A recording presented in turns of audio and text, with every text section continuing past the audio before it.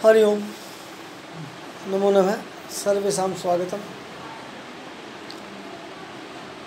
अपन अभिज्ञान शाकुंतल पढ़ रहे हैं। कल अपन ने इसका मंगलचरण पढ़ा था। आज दूसरा श्लोक पढ़ रहे हैं।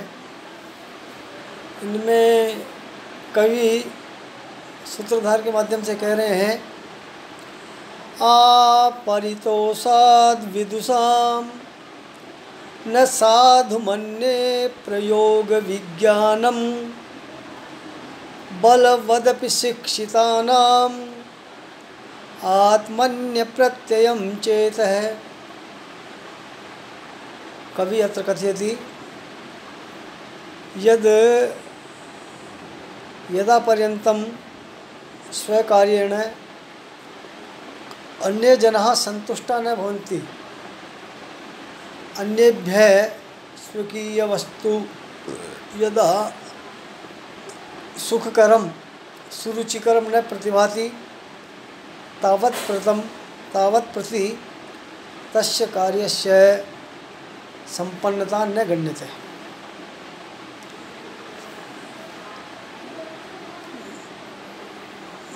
सूत्रधार कथयति नटी यद आपरितोषाद् विदुषां, विद्वानों की संतुष्टि के पर्यंत जब तक वे संतुष्ट नहीं हो जाएंगे, न साधु मन्ये प्रयोग विज्ञानम, तो अपनी जो प्रयोग की विज्ञान है, अभिनय की जो कला है, जो आंगिक वाचिक मानसिक जो प्रयोग नाटक किए जाते हैं, उन नाटक का जो विज्ञान है, जो कला है, उसके मैं साधु नहीं मानता। क्योंकि बलवद अपि शिक्षितानाम, जो परिपूर्ण है, जो परिपुष्ट हैं, जो समृद्ध हैं, जो शिक्षित हैं, उन सुदृढ़ रूप से जो शिक्षित हैं, उन सुदृढ़ शिक्षितों के भी आत्मनि, अपनी आत्मा में, स्वकीय अंतःकरण में अप्रत्ययम चेत है, उनके चित्त को, उनके मन को अप्रत्यय, अविश्वास ही रहता है कि मैं ये जो काम करने जा रहा हूँ वो ठीक है या नहीं, उचित है या नहीं, जिस उद्देश्य से मैंने किया था उस उद्देश्य की पूर्ति हो रही है या नहीं। आपरितोषाद् विदुषां, विद्वानों के, विदुषां विद्वज्जनानां, साधुजनानां, सज्जनानां, निपुणानां परितोषात् संतुष्टिपर्यन्तं प्रयोग विज्ञानम, प्रयोगस्य विज्ञान है, प्रयोगस्य विज्ञानम, प्रयोग विज्ञानम, तम प्रयोग विज्ञानम नाट्य कलाम न साधु मन्ये सम्यक न स्वीकरोमि संपन्नताम न यास्यति यतो ही बलवद अपि शिक्षितानाम, सुदृढ़ परिपूर्ण रूपेण ये सम्यक रूपेण शिक्षिता सन्ति, ज्ञानवन्तः सन्ति, तेषामपि आत्मनि, तेषामपि चित्तकरणे अप्रत्ययम अविश्वास हो जाते। जब तक हमारे कार्य से दूसरे संतुष्ट न हो जावे, तब तक उस कार्य की सफलता स्वीकार कैसे की जावे। कार्य को देख करके, कार्य का अनुभव करके जब अन्य व्यक्ति संतुष्टि अनुभव करें तो ही वह कार्य संपन्न है। आर्य छंद है यहाँ पर। यस्याः पादे प्रथमे 12 मात्रा तथा तृतीयेपि 18 द्वितीये चतुर्थ के 15 सारिया, जिसके पहले चरण में और तीसरे चरण में, यस्याः पादे प्रथमे 12 मात्रा तथा तृतीयेपि, जिसके पहले चरण में भी और तीसरे चरण में भी 12 मात्राएँ होती हैं। 18 द्वितीय, दूसरे में 18 मात्राएँ होती हैं। चतुर्थ के 15 और चौथे चरण में 15 मात्राएँ होती हैं। वह आर्य छंद होता है। इसमें आर्य छंद है। परितोष, परि उपसर्ग पूर्वक, तुस धातु घय प्रत्यय परितोष है। विदुषाम, विधि धातु शत्रु प्रत्यय, विदे चतुर्वसु सूत्रेण वसु आदेशे विद्वस्, विद्वस् शब्दस्य षष्ठी बहुवचने विदुषाम। अग्रे चला में है। अग्रिमम श्लोकम पढ़ा, अगले श्लोक पढ़ते हैं। ग्रीष्म ऋतु का वर्णन हो रहा है। सुभग सलिलावगाह पाटल संसर्ग सुरभि वनवातः प्रच्छाय सुलभ निद्रा दिवसा परिणाम रमणीया। अवगाहन स्नानम, सलीले अवगाह है, सलीलावगाह है, जले स्नानम।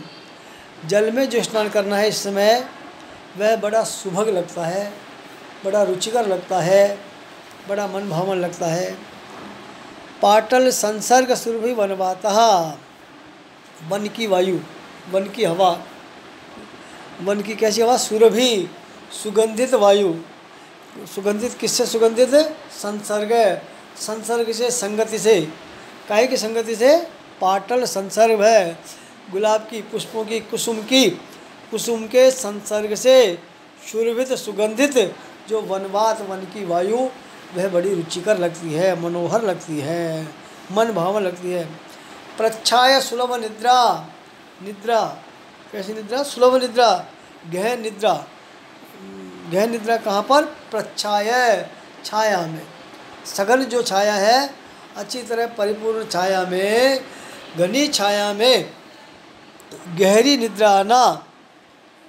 दिवसा परिणाम रमणीया, और दिवसों का जब परिणाम हो जाता है, दिवस जब अस्त हो जाते हैं, जब संध्या आ जाती है, जब गर्मी मिट जाती है, तो दिवस बड़े रमणीय लगते हैं। गर्मी की ऋतु का वर्णन चल रहा है।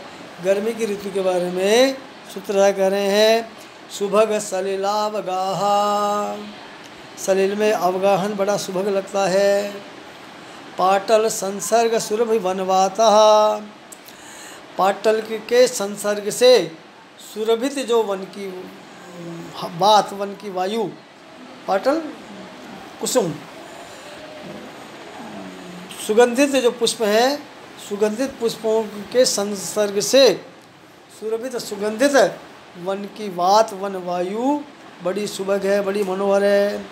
प्रच्छाय सुलभ निद्रा, घनी जो छाया, घनी छाया में भी उसमें जो सुलभ सहजता से निद्रा ले लेना, ये भी बड़ा रुचिकर है।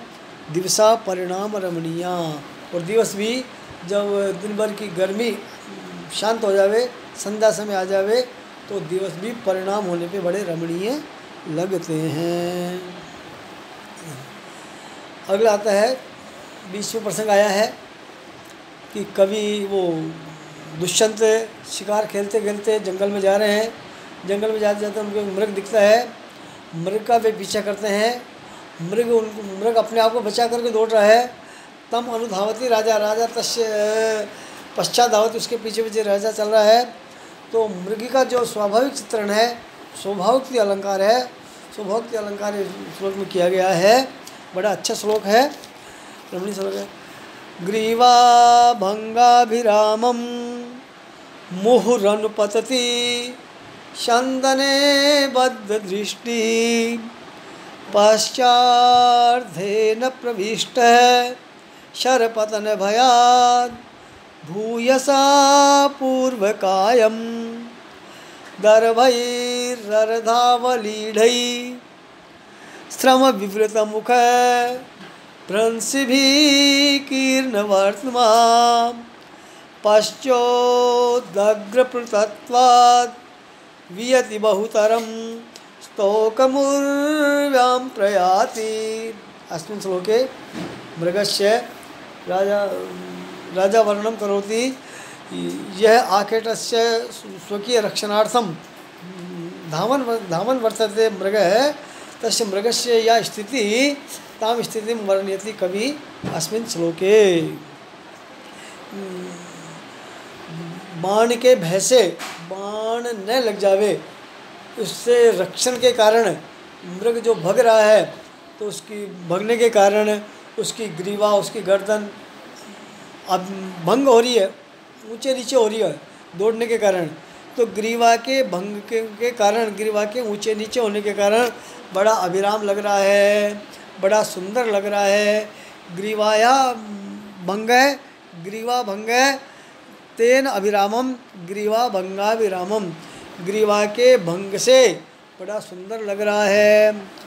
मुँह रनुपतति, मुँह यानी बार बार उस मृग की दृष्टि बड़ी बंदी एकटक दृष्टि, बद्ध दृष्टि, एकटक दृष्टि एकाग्रता से देख रहा है कि राजा मेरे कितने के पास आ गया, शिकारी कितने के पास आ गया है, मेरा बचाव है या नहीं है। तो ग्रीवा भंगा विराम मुहुर अनुपतति शंदने बद्ध दृष्टि, शंदन पर रथ पर उसकी दृष्टि बंधी हुई है। मुँह अनुपतति, पुनः उसी पे दृष्टि जारी है कि कहीं पास तो नहीं आ गया है, राजा अभी दूर तो है ना, शिकारी दूर तो है ना। पश्चार्धेन प्रविष्ट, मृग का पीछे का आधा भाग आप स्वाभाविक रूप से महसूस कीजिए, अनुभव कीजिए। जब दौड़ेगा कोई भी जानवर दौड़ेगा तो वह जो दौड़ेगा तो अपने आप को पीछे से आगे की ओर छुपाएगा। तो पश्चिम अर्धेन, पीछे के आधे भाग से वह पीछे का जो आधा भाग है उसका वो आगे की ओर धंसा हुआ है, घुसा हुआ है, प्रविष्ट है, समाविष्ट है उसमें। तो सर पतन भयात, राजा का जो बाण है, शिकारी का जो बाण है, तो शर का पतन, बाण की जो चोट है, बाण के गिरने का जो भय है, उस भय के कारण पूर्व कायम, पूरे की जो काया है, आगे का जो भाग है उसमें भूयसा बहुत ही ज़्यादा, पूर्व के काय में, पूर्व की काया में, पूर्वम काया से पूर्व काया है, पूर्व की काया में मृग का शरीर पीछे का पश्चात देना, पीछे का आधा भाग प्रविष्ट हो रहा है। दर्भई रर्धावलीडई श्रम विवृत मुख ब्रंशवी कीर्ण वर्तमा, वर्तम जो है अयनम वर्तम मार्गाद्वय पंथान पदवी श्रुति, वर्तम मार्ग को कहते हैं, रास्ते को कहते हैं, अयन को कहते हैं।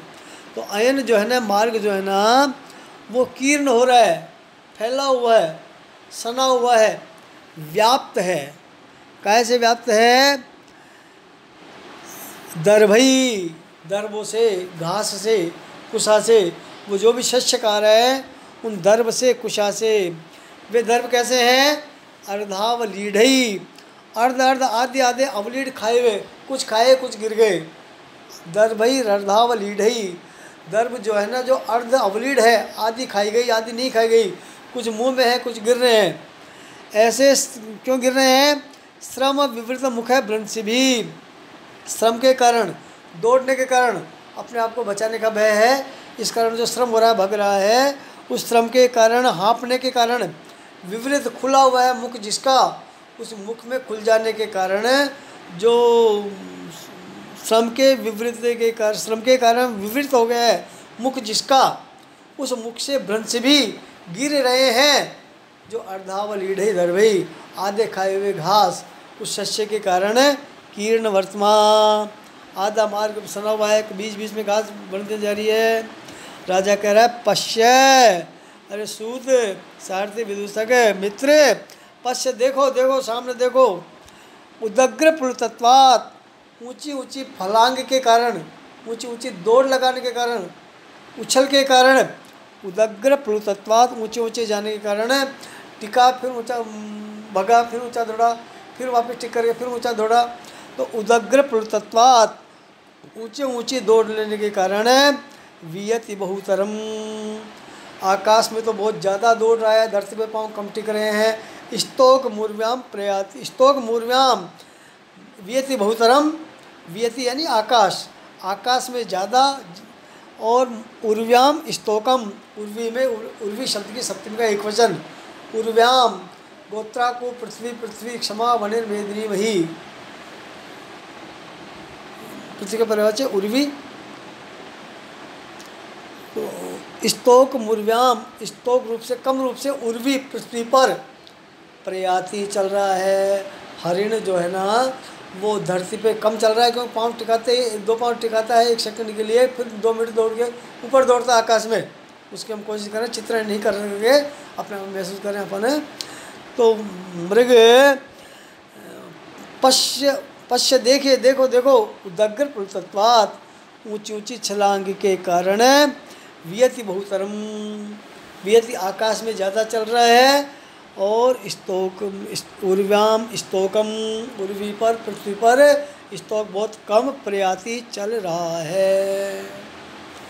ग्रीवा भंगाभिरामम मुहुरनुपतति चंदने बद्ध दृष्टि पश्चार्धेन प्रविष्टः शरपतन भयाद भूयसा पूर्वकायम दर्भैरधावलीढै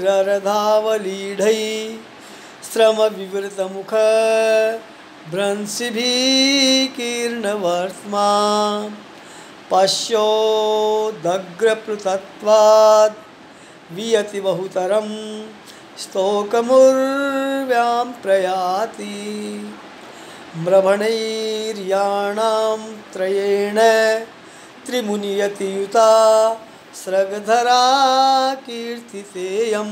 स्रगधरा छंद है, 21 अक्षरों का, 7-7 पर विराम है। ग्रीवा के भंग के कारण बड़ा अविराम लग रहा है, सुंदर लग रहा है।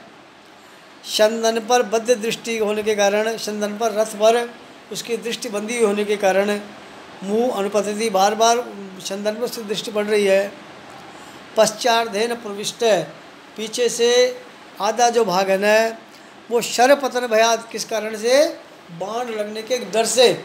शर पतन भयाद, शर के पतन के भय के कारण भूयसा बहुत ज़्यादा पूर्व कायम प्रविष्ट है, पहले की काया में आगे की ओर पीछे का भाग आधा शरीर प्रविष्ट हो रहा है, धंसा हुआ है, घुसा हुआ है, अंदर गया हुआ है। रास्ता भी व्याप्त है, सना हुआ है, भीगा हुआ है, कीर्ण फैला हुआ है, ऐसे दर्भ से फैला हुआ है। वो दर्भ कैसी है? भ्रंश भी गिरी हुई है, भ्रंश हुई है। कहाँ से भ्रंश है? मुख से, अरण्य के मुख से। मुख कैसा है? विवृत है, खुला हुआ है। क्यों खुला हुआ है? श्रम है, श्रम के कारण, मेहनत के कारण, भागदौड़ के कारण। तो श्रम के विवृत, श्रम के कारण, मेहनत के कारण, प्रयास के कारण जो विवृत खुला हुआ है मुख जिसका, उस मुख के कारण गिरी हुई है। कैसी, किस तरह की? अर्धावलीढ़ई, आदि खाई आदि गिरी। अर्धावलीढ़ई, आदि आदि जो गिरी हुई, आदि खाई हुई, लिए धातु से कतः प्रत्यय करेंगे, शब्द होने का लीढ़। अर्धावलीढ़, आदि जो चाटी गई है, आदि का जिन्हें आदि घास का जहाँ अवलेहन किया गया है, ऐसे दर्भई अर्धावलीढ़ई, आदि गाई घास से आदि मुँह में आदि गिर गई। इस कारण से कीर्ण वर्तमा, मार्ग भी संता जा रहा है, घास घास होती जा रही है।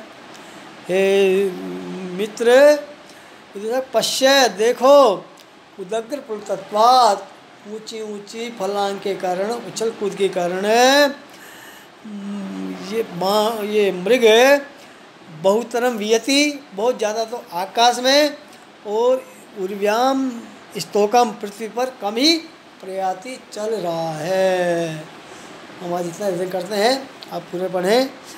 सूत्रधार ने पहले अपने आप को परिपुष्टि में आना है।